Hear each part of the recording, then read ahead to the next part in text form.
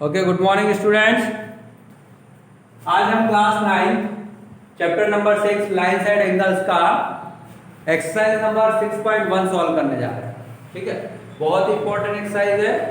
In short में आपको जो मैंने इसके पहले वाले वीडियो में समझाया था वो बता देता हूँ। हमारे पास 7 तरह के एंगल्स होते हैं। 7 तरह के एंगल्स में zero angle 0 degree, acute angle, then right angle. Acute angle 0 degree से बड़ा होगा और 90 डिग्री से छोटा होगा। Right angle exact 90 degree. Obtuse angle 90 degree से बड़ा होगा लेकिन 180 डिग्री से छोटा होगा। स्ट्रेट एंगल एग्जैक्ट 180 डिग्री का। रिफ्लेक्स एंगल 180 डिग्री से बड़ा होगा लेकिन 360 डिग्री से छोटा होगा। और कंप्लीट एंगल एग्जैक्ट 360 डिग्री का होगा। ये 7 टाइप्स के एंगल्स होते हैं। कितने टाइप्स के? 7 टाइप्स। इसके बाद हमने बताया था 5 टाइप्स के पेयर होते हैं, है ना। कौन कौन से होते हैं? Adjacent angles, complementary angles, supplementary angles, linear pair and vertically opposite angles. और तीसरी चीज हमने आपको बताई थी कि angles made by the transversal line. तो ट्रांसवर्सल लाइन, ये ट्रांसवर्सल लाइन हो गई, टी ट्रांसवर्सल लाइन हो गई, जो कि कितने तरह के एंगल बनाती है? 8 एंगल बनाती है। उसमें अलग अलग ग्रुप होते हैं। इसमें हमने ग्रुप में इंटीरियर एंगल्स, हाँ, फिर उसके बाद में एक्सटीरियर एंगल्स, फिर उसके बाद में alternate interior angles, next alternate exterior angles, next को इंटीरियर एंगल्स, और क्या पढ़ा था? Corresponding angles. ये सब हमने कल के वीडियो में पढ़ा। आई hope you will remember it. और ये सारी चीजें यदि आपको याद है तो आप चैप्टर नंबर 6 बहुत आसानी से कर सकते हैं। ओके, ये था आपका पुराना रिवीजन। और अब हम सॉल्व करने जा रहे हैं exercise number 6.1। It has 6 question और 6 क्वेश्चन जो है सारे इंपॉर्टेंट क्वेश्चन है। फर्स्ट क्वेश्चन, अच्छा, मैं इसको समझाने बहुत ज्यादा लैंग्वेज नहीं लिखूंगा मैं आपको केवल एक्सप्लेनेशन दूंगा कि आप इसको कैसे फाइंड आउट कर सकते हैं, ना। पूरा राइटिंग का वर्क या एक्सप्लेनेशन आपको कहीं से राइटिंग का वर्क तो कहीं से भी मिल सकता है, एक्सप्लेनेशन में दिक्कत जाती है। ओके, तो वही एक्सप्लेनेशन का काम मैं यहाँ पे आपको करने जा रहा हूँ। एक आपको लाइन दे रखी है AB, फिर एक लाइन दे रखी है आपको CD, एक रे दे रखी है OE। ठीक है, ये गिवन फिगर है। In figure 6.13, lines AB and CD intersect at O. If AOC and BOE, इन दो एंगल, एक का नाम दिया मैंने X, एक का नाम दिया मैंने Y, तो इन दो एंगल का सम, है ना, आपको दे रखा है। कितना दे रखा है? 70 degree. Angle AOC plus angle BOE is 70 degree. And one more thing is given, that is angle BOD is of 40 degree. Angle BOD कितने का है? 40 degree. Then they are asking find angle BOE and reflex angle COE. तो आपसे क्या पूछा है? BOE। एक तो y की वैल्यू निकालना है। क्या निकालना है आपको? Angle BOE and reflex angle COE. Reflex angle COE। अब रिफ्लेक्स एंगल कौन सा होगा COE का? ये COE, ये जो भी एंगल बनेगा इसके आउटर वाला एंगल क्या कहलाएगा? इसका रिफ्लेक्स। तो ये वाला एंगल है रिफ्लेक्स एंगल COE। ये दो चीजें कैलकुलेट करना है। ठीक है, समझ में आ गया क्या कैलकुलेट करना? ठीक है, अब देखो ये x और 40 में क्या रिलेशन है? Vertically opposite. तो x की वैल्यू कितनी हो जाएगी? 40। यहां से y कितना कैलकुलेट कर लिया हमने? 70 माइनस 40 दैट इज 30 डिग्री। पहली चीज हो गई। एंगल BOE कितने का आ गया? 30 डिग्री का। Any problem? इसमें कोई समस्या है? BOE कितने का आ गया? 30 डिग्री। अब मैं जो रिफ्लेक्स एंगल COE है इसको कैलकुलेट करने के लिए पहले COE को कैलकुलेट करूंगा, ठीक है। अब मुझे आप बताओ x प्लस COE और y, इन तीनों का सम कितना होगा?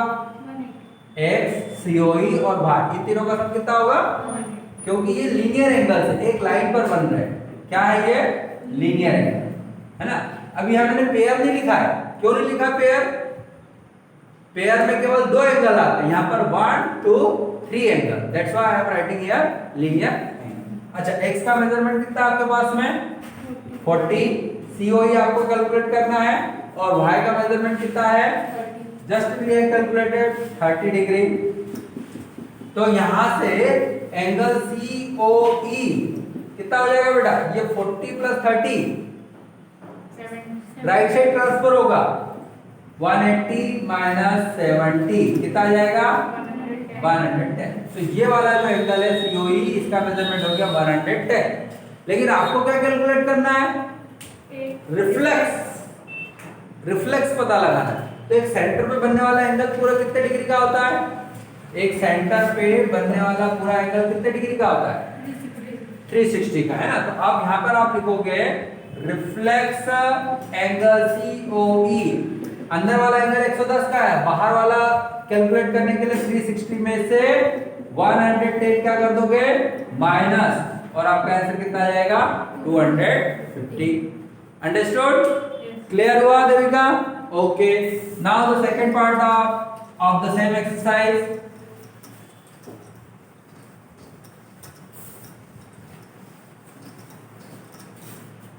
सेकंड क्वेश्चन देखो आप, इसी एक्सरसाइज का सेकंड क्वेश्चन।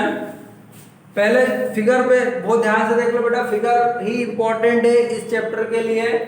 ये आपको एक लाइन दे रखी है जिसका नाम है XY, another line is given whose name is MN, एक और लाइन दे रखी जिसका नाम क्या है? MN। There is a perpendicular, perpendicular मतलब क्या होता है?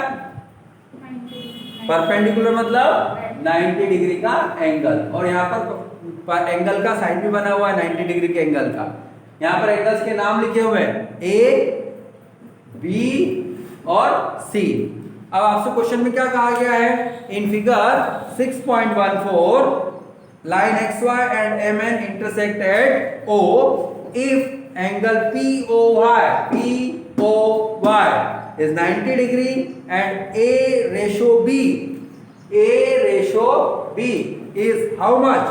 2:3, then find angle C। ठीक है, ये सब गिवन इंफॉर्मेशन को आप बहुत अच्छे से ध्यान से पढ़ना है, समझना है, उसके बाद आपका सॉल्यूशन होगा। ठीक है, XY और MN दो लाइन है जो एक दूसरे को किस पॉइंट पर कट कर रही है? O पर। A B का रेशो दिया हुआ है कितना? 2:3। तब आपको एंगल C पता लगाना है, और ये भी बोला है POY कितने का है? 90 डिग्री का। अब इसको कॉमन ऑब्जर्वेशन करो, यदि POY 90 डिग्री का है तो POX कितने का होगा? 90। ऑब्वियसली 90, क्योंकि दोनों का सम कितना आ रहा है? 180। तो यहां से हम POX कितना निकाल लेंगे? पहले 90 डिग्री। एंगल POX कितने का हो गया? 90 डिग्री, ट्रांसफर कर दिया। अच्छा, एंगल POX में कौन से दो एंगल से मिलकर बना है? कौन से दो एंगल से मिलकर बना है? A और B। तो यहाँ POX की जगह लिख दिया मैंने A plus B equal to 90। अब बताओ A और B का रेशो कितना है? 2:3। 2:3। तो A को आप मान लो क्या? 2 को आप क्या मान लो? दोनों का सम कितना? 90। 2x प्लस 3x कितना होगा? 5x की वैल्यू 90, तो x कितना आ जाएगा? 90 डिवाइडेड बाय 5। 90 को 5 से डिवाइड करोगे तो कितना आएगा? 80। ठीक है, x की वैल्यू कितनी आ गई है? 80। अब मेरी बात सुनो, ये B और C में क्या रिलेशन है? B और C कैसे एंगल है? अरे ट्रांसवर्सल तो आई नहीं है अभी। ये MN क्या है? लाइन है। तो B और C कैसे एंगल होंगे? लीनियर। वेरी गुड, है ना। तो B और C का सम कितना आना चाहिए? क्या हमने एंगल B कैलकुलेट कर लिया? क्या एंगल बी कैलकुलेट कर लिया? नहीं करा है, तो एंगल बी कैलकुलेट करना पड़ेगा। ए की वैल्यू है 2x और x कितना आया बेटा 18, मतलब 36 डिग्री का हो गया एंगल ए। b की वैल्यू हमने मानी है 3x और x कितना आया 18, तो एंगल b हो गया कितने का 54। और b और c का सम कितना आ रहा है 180, क्यों? Linear pair. आ रहा समझ में? अब b की जगह कितना लिखा जाएगा 54 और c आपको पता लगाना है, तो किसको ट्रांसफर कर दिया जाएगा अंश 54 को। 180 में से 54 माइनस करो, 10 माइनस 4 6, 17 माइनस 5 12, 126 डिग्री। अंश एक बार फिर से बेटा देखो, ये एक लाइन है XY, एक लाइन है MN, एक रे दे रखी है OP जो कि 90 डिग्री का एंगल बना रही है। सबसे मेन क्लू हमने यहीं से उठाया है, जब एंगल POY 90 डिग्री का है तो एंगल POX भी 90 का होगा, क्योंकि XY आपको बोला है क्या है, एक लाइन है।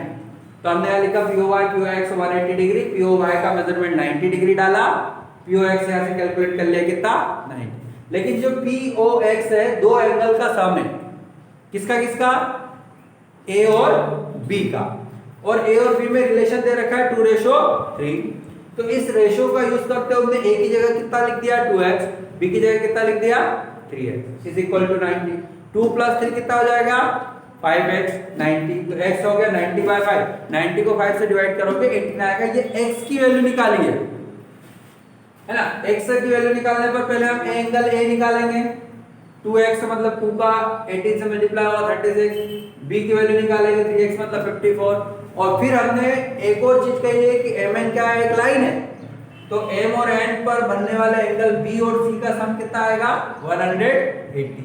b हम ऑलरेडी कैलकुलेट कर चुके कितना 54, c कैलकुलेट कर लिया कितना 126। Is that clear? है ना। लैंग्वेज पर बहुत ज्यादा फोकस नहीं कर रहा हूं मैं, ये भी सही लैंग्वेज है, कोई तकलीफ नहीं है। आप चाहो तो और ज्यादा राइटिंग वर्क को बढ़ा सकते हो, let this is angle A, this is angle B, और जो भी लिखना हो आप सब लिखते सर सकते हो, है ना। Now next question, question number 3, exercise number 6.1 का क्वेश्चन नंबर 3। फिर से मैं वही चीज बोलूंगा कि आपको फिगर पर बहुत ज्यादा ध्यान देना है, क्योंकि फिगर में ही पूरा आंसर छुपा रहता है। एक ये ट्रायंगल दिया हुआ है, ट्रायंगल का नाम है PQR, ओके। और आपसे कहा गया है एंगल PQR, देखो बोर्ड पे PQR मतलब ये वाला angle is equal to angle PRQ, PRQ मतलब ये दोनों एंगल के मेजरमेंट आपको बराबर दे रखे हैं। एक का मैंने मान लिया x, तो ऑब्वियसली दूसरे को भी क्या मानना पड़ेगा x, क्योंकि दोनों के मेजरमेंट बराबर है। Then prove that angle PQS equal to angle PRT, angle PQS equal to PRT। अब प्रूव करने के लिए बोल दिया, तो प्रूव करने वाले क्वेश्चंस में स्ट्रेटेजी थोड़ी सी चेंज होती है, राइटिंग क्राइटेरिया चेंज होता है। प्रूव वाले क्वेश्चन में आपको सबसे पहले क्या लिखना पड़ता है, गिवन। क्या गिवन है, angle PQR equal to angle PRQ, angle PQR PRQ के इक्वल है, ये गिवन है ना। और आपको प्रूव क्या करना है वो लिखना पड़ेगा। तो क्या प्रूव करना है आपको, क्वेश्चन में क्या बोला है, कौन से एंगल, एंगल PQS, इसको सपोज मैंने नाम दे दिया क्या y इक्वल टू PRT, इसको नाम दे दिया क्या z। तो शॉर्ट फॉर्म में मैं क्या लिख सकता हूं कि y को किसके बराबर शो करना है आपको, z के। भैया क्वेश्चन में आपसे बोला है PQS और PRT, लेकिन मैंने उनको नाम क्या दे दिया y और z। तो आपको प्रूव करना है एंगल y किसके बराबर है, एंगल z।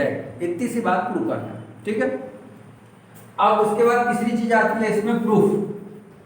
जब भी प्रूफ करने वाले क्वेश्चन आएंगे आपको इसी तरह से लिखना है। पहले क्या लिखोगे, गिवन, टू प्रूव, फिर प्रूफ। अच्छा, इसके बीच में कंस्ट्रक्शन भी आता है, मतलब आपको कई बार क्वेश्चन को कुछ कंस्ट्रक्ट करके प्रूव करना पड़ता है, तो वो भी लिखना पड़ेगा, है ना। अभी इसमें कंस्ट्रक्शन की जरूरत नहीं है।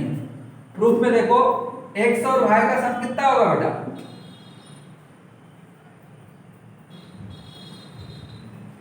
x y का सम कितना होगा, क्यों होगा, x और z का सम कितना होगा, क्यों होगा, है ना। अब इसमें क्या ऑब्जर्व करा आपने, दोनों इक्वेशन में राइट साइड बराबर है तो लेफ्ट भी बराबर होगी, क्यों होगी, ये हम चैप्टर नंबर 5 जो इस साल ड्रॉप हुआ है Euclid's introduction of Euclid's geometry, उसमें एक चीज है, things which are equal to the same thing, things which are equal to the same thing are equal to one another. क्या मतलब हुआ इसके, कि यदि एक ही चीज के बराबर दो है, मेरे पास मतलब ए बी और सी, तीन नाम लिख लिए मैंने, तीन बच्चे हैं, ए का वेट सी के वेट के बराबर है और बी का वेट मतलब वजन बी सी के वेट के बराबर, तो मैं यहां क्या लिख सकता हूं कि ए का वेट बी के वेट के बराबर है। मैंने ये बोला कि ए किसके बराबर है, सी के, मैंने ये बोला बी किसके बराबर है, सी के, तो things which are equal to the same thing are equal to one another, तो ये दोनों भी आपस में इक्वल होंगे। ये हम चैप्टर 5 में छोड़ के आ गए क्योंकि हमका सिलेबस में इस साल से हट चुका है। तो यहीं से देखो 180 180 दोनों तरफ है, मतलब राइट साइड बराबर है तो लेफ्ट भी बराबर होगी। तो यहां हम लिख देते हैं x plus y equal to x plus z. अब x तो बराबर है तो x से x क्या हो गया, कट, क्या बच गया केवल y equal to, don't forget to write hence prove, है ना। जब भी प्रूव करने वाले क्वेश्चन आए आपको लास्ट में लिखना है हैंस प्रूव, ठीक है, समझ में आ गया। Writing work you will do after word. अभी मैंने आप इन लोगों से भी बोला है कि पहले समझ लो फिर लिखने का काम मन से करेंगे और मैं बताऊंगा, यदि नहीं आता है तो, समझ में आ जाता तो अच्छी बात है। That's all. So let's start question number 4। 6 question पूरे कंप्लीट एक्सप्लेन कर रहा हूं मैं, सुन ले क्या बोल रहा हूं मैं, पूरे 6 क्वेश्चन एक्सप्लेन कर रहा हूं, फिर वो आपको खुद से सॉल्व करना है। Okay, now the question number 4। Question number 4 पे ध्यान दो। Once again the same thing, pay full attention on the figure. There is a line AB, एक लाइन है, इसका नाम क्या है, AB. There are two rays OD and दो रे है, एक का नाम है OD और एक का नाम क्या है OC. In figure 6.16, if x plus y equal to x plus z, then prove that AOB is a line. तो प्रूव करना है, इसलिए सबसे पहला वर्डिंग क्या होगा हमारा, गिवन में हम क्या लिखेंगे, हमको क्या दे रखा है, x plus y equal to w plus z, x plus y equal to w plus, to prove, क्या प्रूव करना है आपको, AOB is a लाइन, क्या प्रूव करना है, AOB क्या है, लाइन है, ठीक है। तो देखो ये एंगल्स कहां कहां दे रखे आपको, x y w z। कैसे प्रूव करोगे AOB को लाइन, लीनियर एंगल्स में क्या होता है, एंगल का सम कितना होता है, तो यदि मैं x प्लस y का सम 180 बता दूं तो AOB क्या बन जाएगी, लाइन बन जाएगी। यदि मैं W और Z का सम कितना बता दूं 180 तो AOB क्या बन जाएगी, एक लाइन। तो दोनों बार नहीं करना, आपको केवल एक ही बार करना है, या तो x प्लस y का सम 180 बताओ या W प्लस Z का सम 180। क्वेश्चन समझ में आ गया, आगे बढ़े। गिवन ये है बेटा कि x और y का सम W और Z के सम के बराबर है। नहीं, कहा है वर्टिकल अपोजिट, कहा दोनों स्ट्रेट लाइन नहीं है, ये लाइन थोड़ी सी तिरछी है, ये लाइन एकदम स्ट्रेट नहीं है, इसको मैंने ये इस टाइप से है। वर्टिकली अपोजिट कब बनते हैं, जब एग्जैक्ट एक दूसरे को क्रॉस करें इस टाइप से, यहाँ वर्टिकली अपोजिट है ही, ठीक है, क्योंकि एक लाइन तो स्ट्रेट है, ये तो स्ट्रेट दे रखी लेकिन ये स्ट्रेट नहीं है, ओके, तो यहाँ पर वर्टिकली अपोजिट एंगल नहीं बनेंगे।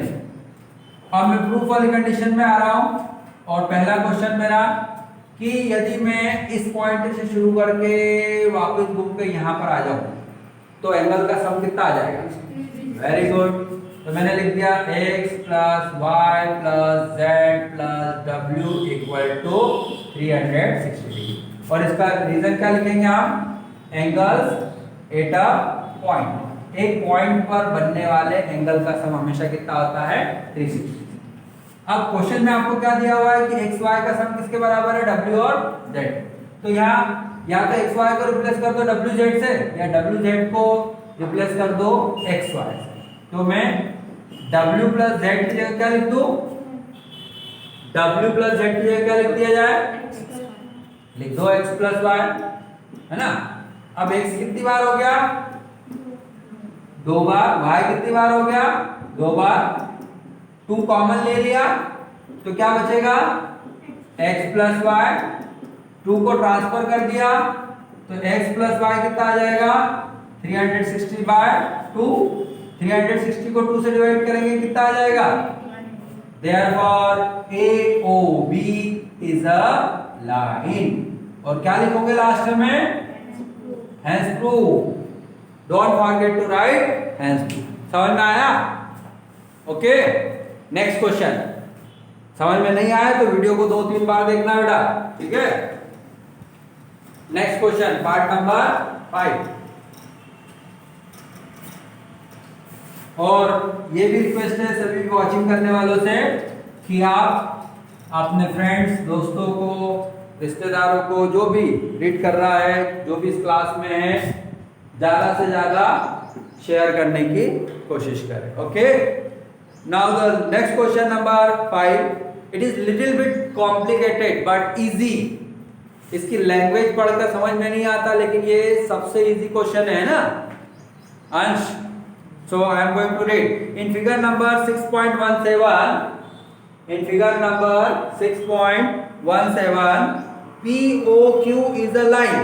ये आपको देखो POQ एक क्या बोल दिया है कि क्या है? ये लाइन है। मतलब इस पर बनने वाले एंगल का सम कितना आएगा? 180। रे OR इज परपेंडिकुलर। रे OR इज परपेंडिकुलर। परपेंडिकुलर मतलब कितने डिग्री का एंगल बन रहा है? 90 डिग्री का एंगल बन रहा है। To line PQ OS is another ray. ये OS एक और रे है ना। Line between rays OP and OR। So prove that. तो आपको क्या प्रूव करना है? इसमें क्या प्रूव करना है? Angle ROS is equal to half of angle QOS minus angle POS। देखो बेटा अंश, सबसे मेन दिक्कत ये होती है कि जब ये एंगल का नाम 3-3 लेटर में आता है तो उसको पढ़ के या उसको बोल के हमको समझ में आने में थोड़ी सी वो तकलीफ आती है। तो उसको इजी करने के लिए मैं ये सारे एंगल्स के नाम अपने तरीके से अपन दे रहे हैं, है ना। एक का नाम हमने दे दिया x, एक एंगल का नाम दे दिया y, और इस एंगल का नाम दिया हमने z। समझ में आया किसका नाम दिया? z। ये POS का नाम क्या लिखा है मैंने? SOR का नाम क्या लिखा है? y। और SOQ का नाम क्या लिखा है? z, है ना। अब इसको रिप्लेस कर दो। ROS की जगह क्या लिख दूं भैया? बोलो जल्दी से। ROS y लिख दिया, half as it is. QOS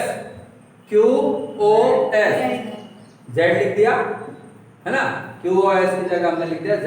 और POS क्या लिख दूं? x। तो ये हमको प्रूव करना है। एंगल हमने एंगल को ही नाम दे दिया x। यदि आप लिखते हो तो अच्छी बात है, नहीं तो कोई तकलीफ नहीं है। आपको प्रूव क्या करना है? y equal to half of z minus x। Given में क्या लिखेंगे हम? गिवन में हम लिखेंगे एंगल ROQ इज 90 डिग्री। ठीक है, इतना ही दिया आपको। अब प्रूफ देखो, इसका कोई कंस्ट्रक्शन नहीं है इसमें। प्रूफ देखो, वही क्वेश्चन जो मैंने क्वेश्चन नंबर सेकंड में आपसे पूछा था। क्वेश्चन नंबर सेकंड में पूछा था ROQ कितने डिग्री का है? 90। तो बताओ ROP कितने का होगा? और ये दोनों बराबर होंगे? ठीक है, angle R O Q equal to angle R O P, ये पी है, पॉइंट क्या है, ये पी है ना। Since P O Q is a line, ये पी ओ क्यू क्या है, लाइन है, तो जब एंगल आर ओ क्यू 90 का है तो आर ओ पी भी 90 का होगा। यहां से क्वेश्चन खत्म। यदि आपने ये लाइन समझ ली तो क्वेश्चन खत्म हो गया। कैसे खत्म हो गया, आर ओ क्यू को वाई जेड के फॉर्म में कैसे लिखूंगा मैं, आर ओ क्यू को वाई और जेड के फॉर्म में कैसे लिख सकते हैं, नहीं माइनस, सर उसमें तो आर ओ क्यू दिया है तो आर ओ क्यू अपने को लिखना है, लेकिन मैं चाहता हूं इस आर ओ क्यू को आप वाई और जेड के फॉर्म में लिखो, तो कैसे लिखोगे, z minus y, z minus, भाई जेड कैसा एंगल है बेटा, ऑब्ट्यूज, जेड कैसा एंगल है, तो मैंने इसको मान लिया कितने का है, 120 का, कितने का मान लिया, एज्यूम करा, y को मान लिया कितने का, 30 का, 120 में से 30 माइनस करेंगे तो 90 आ जाएगा, आएगा, आर ओ क्यू आएगा 90 डिग्री, तो वही लिखा हमने z माइनस वाई, ये चीज समझ में आई। अब इसी तरह से आर ओ पी को एक्स वाई के फॉर्म में बताओ, अंश बोलो, लिख दिया x प्लस वाई, लिख दिया है ना, ट्रांसफर कर लो नंबर्स को, y को मैं राइट साइड ले आया और x को लेफ्ट में ले गए, तो z minus x equal to y plus y, ये x पॉजिटिव था नेगेटिव हो गया, y नेगेटिव था क्या हो गया, पॉजिटिव, z माइनस एक्स तो एज इट इज रहा, y प्लस वाई कितना हो जाएगा, 2y, 2 को राइट से लेफ्ट में ले गए तो मल्टीप्लाई से डिवाइड में चले जाएगा, so half of z minus x equal to y, देखो यही था, y equal to half of z minus x, hence prove. समझ में आया, नहीं आया, आ गया, नहीं समझ में आया हो तो वीडियो को 2 बार 3 बार और देखना, इतने पार्ट को रिपीट करके देखना, केवल कॉन्सेप्ट इतना ये कि आर ओ क्यू किसके बराबर है, आर ओ पी को, और उसमें वाई जेड को और एक्स वाई को आपको उसमें कन्वर्ट करके लिखना है, ठीक है। Last question of the exercise, question number 6, ठीक है। अब बेटा देखो इसको है ना, जब हम ये वाला जो क्वेश्चन में इरेज कर रहा हूं, इसको हम पी क्यू आर के फॉर्म से जब करने जाते हैं तो बहुत तकलीफ मिलता है ना, लेकिन उसको आप एक्स वाई जेड के फॉर्म में करोगे तो इजी वे में हो जाएगा। लास्ट क्वेश्चन देखो, इट इज गिवन दैट, अच्छा लास्ट क्वेश्चन में फिगर नहीं दिया हुआ है, हमको फिगर बनाना है।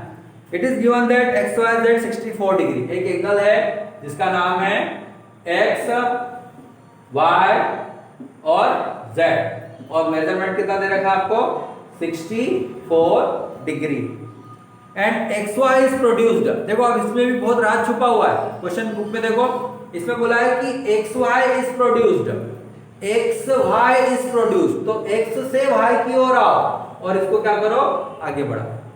यदि वाई एक्स लिखते तो हम कहां जाते हैं, ऊपर, लेकिन उसमें क्या लिखा हुआ है, एक्स वाई, तो एक्स से वाई की ओर आना है ना। X y is produced to point P, किस पॉइंट तक बढ़ाना है आपको, पॉइंट पी तक।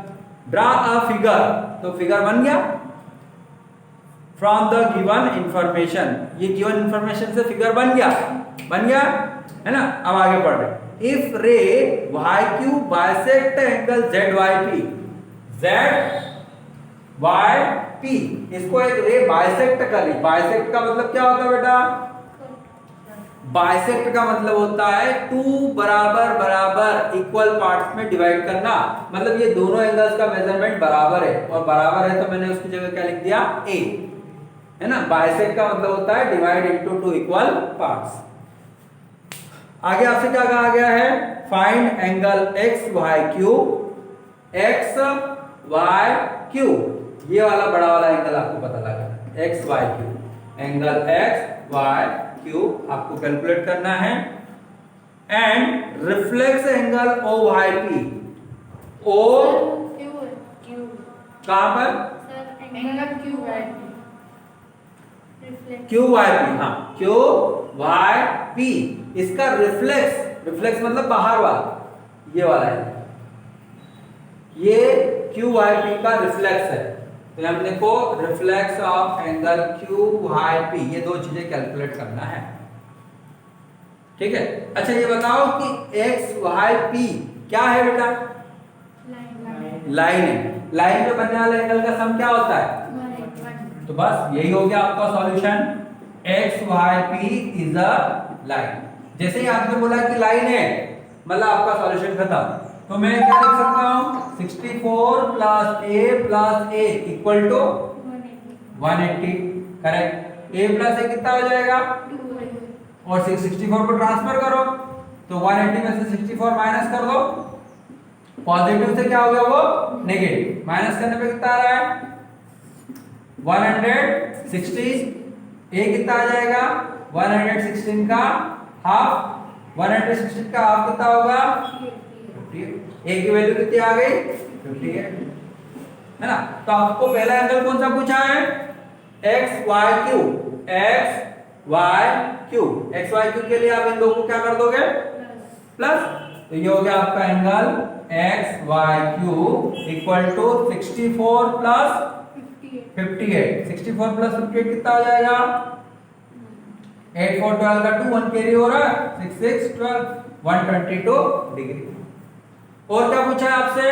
अच्छा ये a की वैल्यू 58 है तो इस a की वैल्यू कितनी होगी? वेरी गुड, तुम तो बहुत समझदार। तो अब आपको ये रिफ्लेक्स एंगल पता लगाना है। क्या करोगे? इससे पहले जो किया था वही करेंगे। कैसे? रिफ्लेक्स एंगल कौन सा? Q Y P. क्या करोगे? 360 में से बोलो क्या माइनस? वेरी गुड, शाबाश। 360 में से 58 माइनस कर दिया तो कितना बचेगा? 300। ये आपका आंसर। भाई देखो इसमें क्या पूछा है आपसे? रिफ्लेक्स एंगल पूछा है ना, ये वाला आर्यन।